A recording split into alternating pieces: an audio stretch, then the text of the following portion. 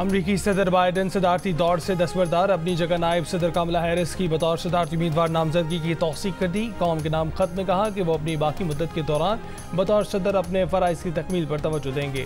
Donald Trump के साथ पहले सदारती मुबाहिसे में बुरी कारकर्दगी पर बाइडन को तनकीद का निशाना बनाया गया था।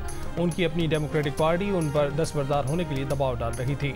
कमला हैरिस ने कहा है कि सदारती उम्मीदवार के लिए सदर बाइडन की तौसीक एजाज़ है। डेमोक्रेटिक पार्टी से नामजदगी के हसूल और सदारती इंतखाब जीतने के लिए पुरअज़्म।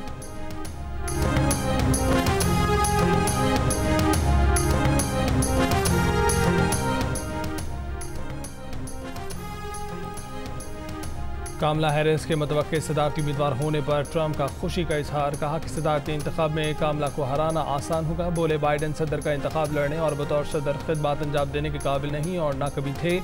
बाइडन ने जो नुकसान पहुंचाया है उसका बहुत जल्द अजाला करेंगे।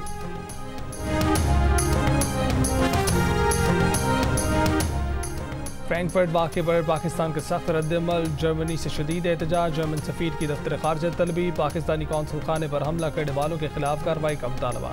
वज़ीर दिफा ख्वाजा आसिफ ने अफगानों को एहसान फरामोश करार दे दिया। कहा कि पाकिस्तान को बुरा कहें और हम इनकी मेज़बानी करें, मेहमान नवाजी की भी हद होती है। जर्मन शहर फ्रैंकफर्ट में अफगान शहरियों ने पाकिस्तानी कौंसल खाने पर हमला किया था।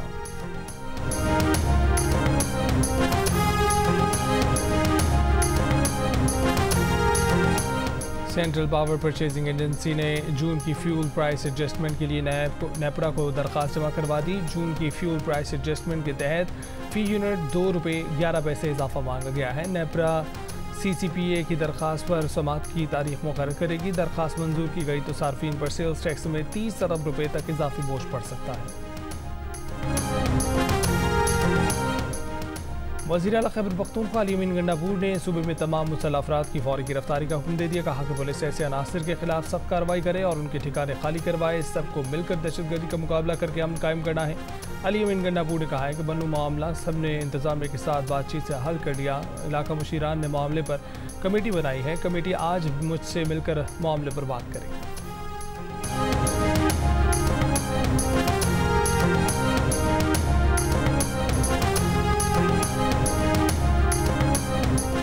बानी PTI पर आर्टिकल 6 के फैसले पर पीपल्स पार्टी हुकूमत के साथ है। वफाकी वज़ीर अतातारड़ का दावा। तहरीक इंसाफ को दहशतगर्द जमात भी करार दे दिया। कहा कि बन्नू में ताजरों के अमन मार्च में दीगर सियासी जमातों के साथ तहरीक इंतशार भी शामिल हुई।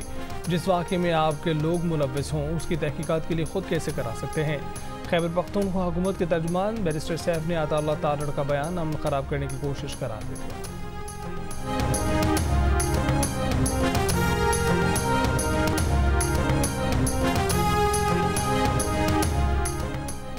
कराची में आज भी शाम या रात में बारिश हो सकती है। महकमे मौसमियात के मुताबिक उमरकोट, थरबारकर, मीरपुर खास, मिट्टी, सांगट, छठा बदीन, सजावल में बारिश का इम्कान। इसके अलावा इस्लामाबाद, पंजाब, बलोचिस्तान, खैबर पख्तूनख्वा, गिलगित बल्तिस्तान और कश्मीर में बारिश मुतवक्किल।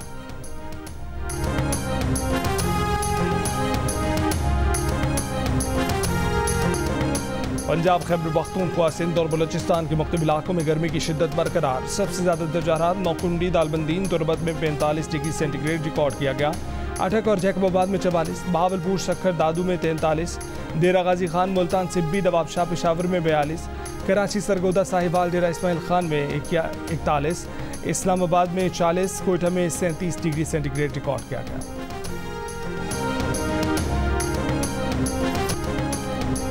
शदीद गर्मी में बिजली की तवील एलानी और गैर एलानी लोड शेडिंग से अवाम परेशान। कराची के मुख्तलिफ इलाकों में 10 से 12 घंटे की लोड शेडिंग। रावलपिंडी के शहरी इलाकों में 3 से 4 घंटे और देही इलाकों में 4 से 5 घंटे बिजली बंद रहना मामूल बन गया। गैर एलानी लोड शेडिंग से ट्यूबवेल और फिल्ट्रेशन प्लांट से पानी की सप्लाई भी मुतासर। पेशावर में भी लोड शेडिंग का दौरानिया बढ़ गया। जुमे के रोज़ तूफानी बारिश से मुतासरा कोहलो बारखान ग्रिड स्टेशन की हाई ट्रांसमिशन लाइन की मरम्मत का काम जारी। कैस्को ज़राए के मुताबिक 24 से 36 घंटे तक कोहलो और बारखान की बिजली बहाल कर दी जाएगी।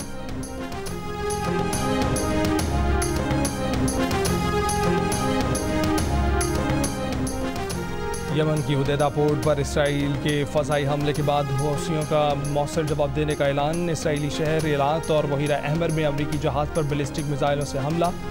इससे पहले इसराइली हमले में अलहुदैदा बंदरगाह पर बिजली घर और तेल के ज़खायर निशाना बनाए गए थे। पोर्ट पर लगी आग बुझाने की कोशिशें जारी। यमनी हुक्काम के मुताबिक हमले में 6 शहरी जमात, 83 जख्मी, 3 लापता हुए हैं। सऊदी अरब का यमन पर हमलों से किसी किस्म के ताल्लुक से इनकार, कहा कि अपनी फ़ज़ाई हदूद में किसी भी फरीक को दरअंदाजी की इजाज़त नहीं देंगे। सेक्रेटरी जनरल अक़वाम मुत्तहिदा का इसराइली हमले पर गहरी तशवीश का इजहार। गज़ा और लिबनान पर भी इसराइली हमले जारी। गज़ा में गुज़िश्ता 24 घंटों में मज़ीद 60 से ज़ायद फ़लस्तीनी शहीद।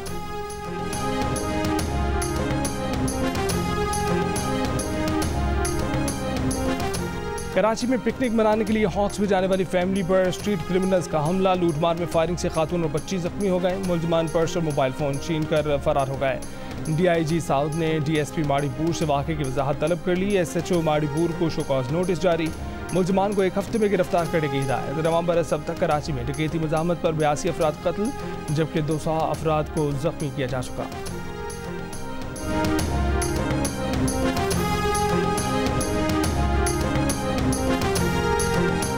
वज़ीर आला पंजाब मरीम नवाज की ज़ेर सदारत इजलास। टेक्निकल एंड वोकेशनल ट्रेनिंग इदारों में जापानी, जर्मन, अरबी और दीगर ज़बान के कोर्सेज मुतारिफ कराने की मंजूरी। मरीम नवाज की टेफ्टा प्रोजेक्ट्स पर पब्लिक प्राइवेट पार्टनरशिप को फ़रोग़ देने की हिदायत।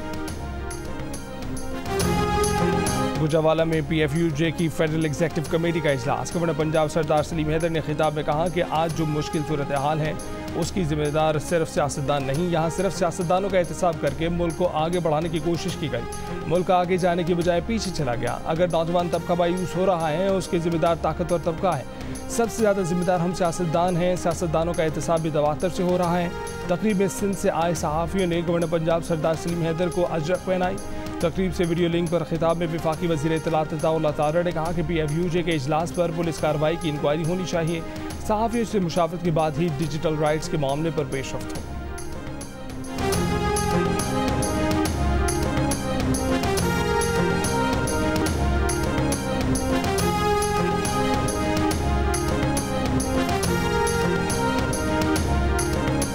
हैदराबाद में IT टेस्ट मुकम्मल, नताइज का ऐलान जल्द बजरिया ईमेल होगा। गवर्नर सिंध कामरान टिसोरी ने कहा है कि टेस्ट पास करने वाले 50,000 तलबा को आलमी सतह का कोर्स कराएंगे।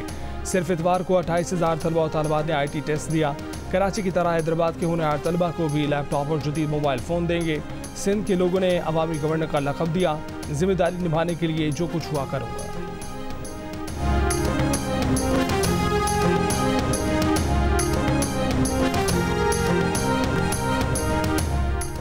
और पाकिस्तान के आसिम खान ने अमेरिका में जून्स क्रीक ओपन स्क्वॉश चैंपियनशिप जीत ली। फाइनल में आसिम ने हम वतन अशरफ इरफान को 3-1 से हराया।